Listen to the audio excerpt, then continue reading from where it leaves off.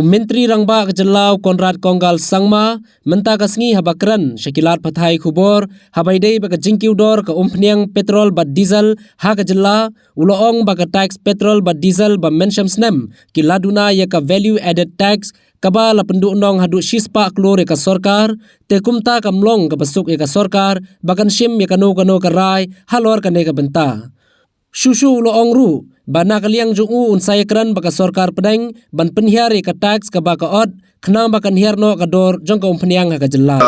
The petrol tax in Meghalaya is the lowest in the country today.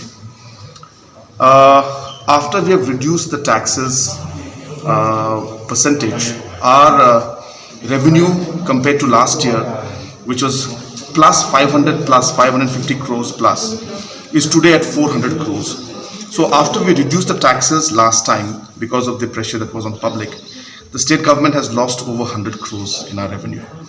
So therefore, it's not a very simple decision for us to take right now. Keeping in mind that number one, we are the lowest in the country.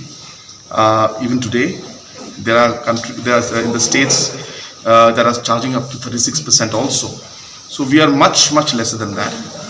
And number two, as I said, keeping in mind that there are large number of expenditures that we have to incur, all these factors are making it quite difficult for us to find a way forward. But we are still examining and seeing how we could move forward in this. We have also decided that we will move with Government of India and request Government of India also if they could reduce the excise and the taxes overall in the nation, keeping in mind the high rates right now. So on that angle also we are exploring the possibility of approaching Government of India in this aspect. So therefore, as of now, it will be very difficult for us to move forward, simply as I said, keeping in mind the fact that already we are the lowest in the country and already we have been hit by 100 crores of revenue in this financial year. Sir, you had a meeting with Prime Minister video conferencing today.